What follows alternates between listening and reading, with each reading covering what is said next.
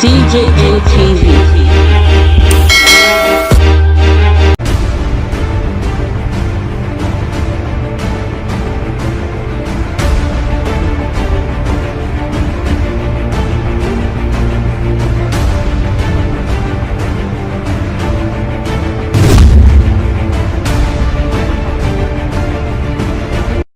Wahala for town as one man don go join im ancestors based on DNA test wey confam say di children dem wey im claim no be im own. My pipo, una welcome to another episode of DJM TV daily news update, where we dey give una hot stories dem as we dey drop. Una no forget say if you never like and you never subscribe to dis channel, abeg do so quickly. Turn on the notification bell so that you sef you go still dey receive updates from us. No forget also follow us on all our social media platforms this new year of 2021 so that you sef go dey receive sharp gist as we dey drop am for dis channel dem. Now to the story wey we carry come. Tori don reach us concerning one man wey dem dey call Tunde Thomas when e do leg over go join im ancestors sake of say DNA test reveal say im children dem no be really children o, but na the children of im wife boss wey dey work for one bank wey dem dey call FCMB for Nigeria. The man bin believe say the two kids wey dem get for the marriage dem belong to am o, but na when the wife come confess say dis my children dem na my boss dem na get am sake of say we dey play away match o, then the man come tell know say wahala don burst. How dis story take really happen? Make we give una the full gist. Story carry am talk say oga Tunde bin love im wife well well, im dey attached to im wife and the two children dem sake of say im dey always dey spend im resources on dem. He dey always dey carry dem go holiday destinations like London and Dubai for holiday. Im no dey spare any kobo to make sure say im put dem for the best school. And the whole wahala come really burst when the first pikin come reach 8 years. Story carry am say the woman come suddenly resign comot from FCMB bank, come travel go US with the two children for holiday. But dis holiday no be really holiday o, na oga Nuru na im plan the holiday dem so that im go fit take carry the children dey comot for the country. When school come resume for Nigeria, the man come dey call im wife say bring the children dem come Nigeria. And then the woman come tell am talk say im no fit carry the children dem come back to Nigeria sake of say their father no want make dem school for Nigeria again. The man shock come dey say which one come be dis one na, who be their father?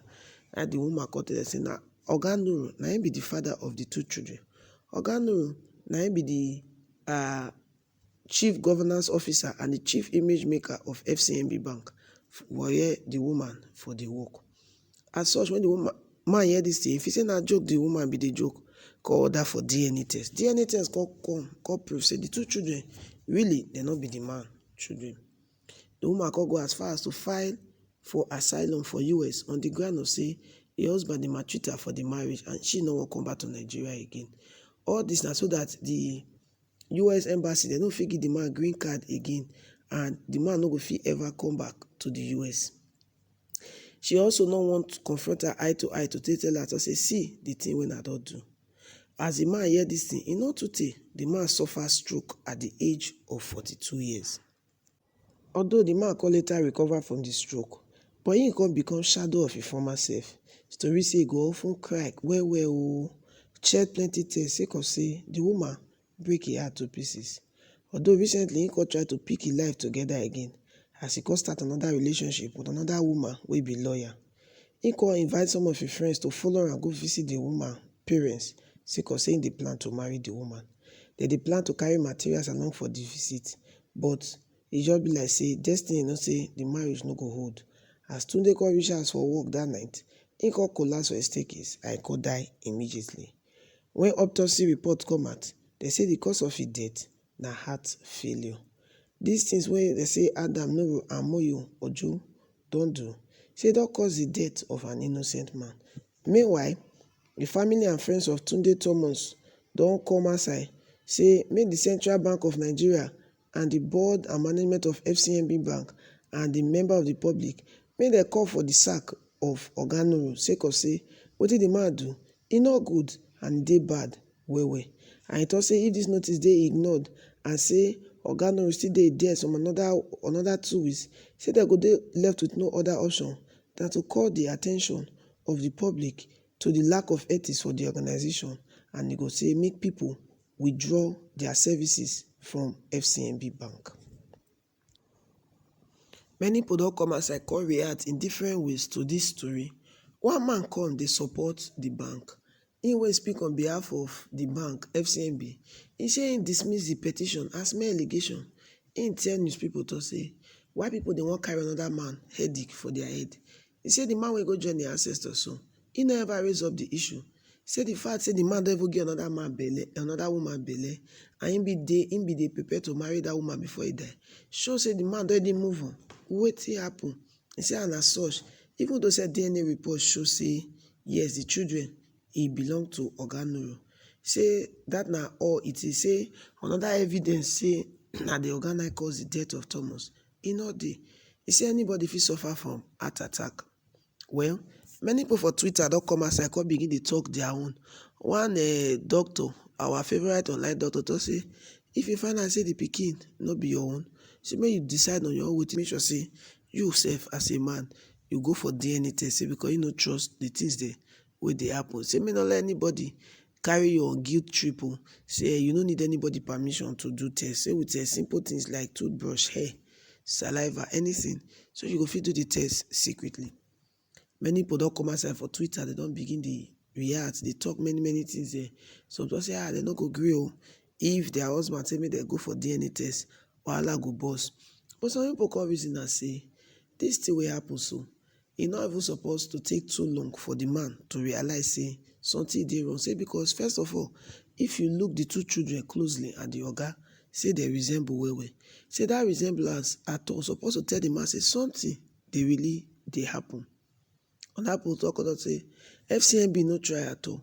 Say one of di rules for bank be say two pipo no dey marry for di same bank. Come talk about it, dem wan even dey like each other for bank. If at all the thing happen, dem must transfer one person or dem must sack one person. Say how come di bank no notice say something dey happen between two pipo for di bank until it come lead to dis kind big kasala wey come burst? Say dis na failure on di part of di bank. When news pipo contact di spokesman of FCMB bank wey dem dey call Dira Oloja, he say di bank dey review di matter. Say although na personal matter, he say the tragedy of Mr. Thomas' death and the allegation of unethical conduct require the bank board to conduct a review of wetin transpire, and any violation of their code of conduct and the adequacy of this code of conduct ethics go face serious problem.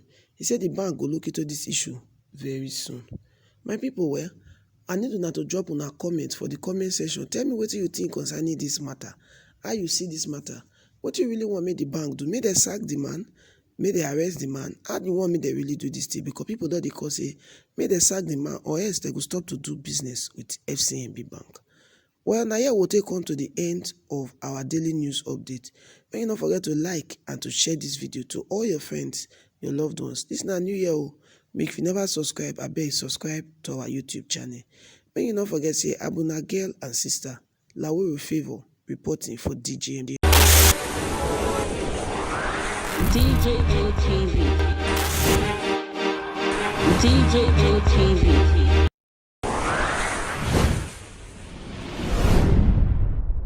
Fulani people don't say no, they don't like it.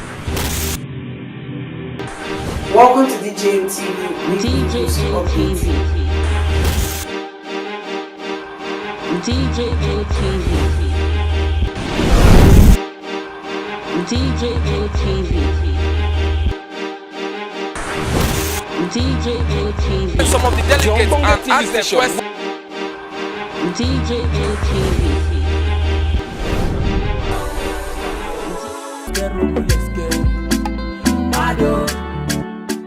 DJM TV.